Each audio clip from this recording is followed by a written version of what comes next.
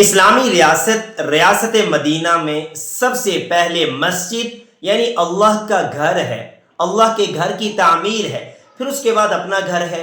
پیارے آقا محمد صلی اللہ علیہ وسلم نے سیرت طیبہ میں ہمیں یہ ہدایات واضح طور پر جاری فرما دی۔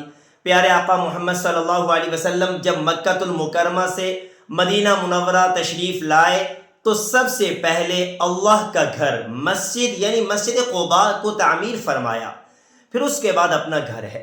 اسی طرح پیارے آقا محمد صلی اللہ علیہ وسلم جب 53 سال کی عمر میں مکہ المکرمہ سے مدینہ منورہ ہجرت فرمائی تو سب سے پہلے اللہ کا گھر مسجد نبوی کو تعمیر فرمایا۔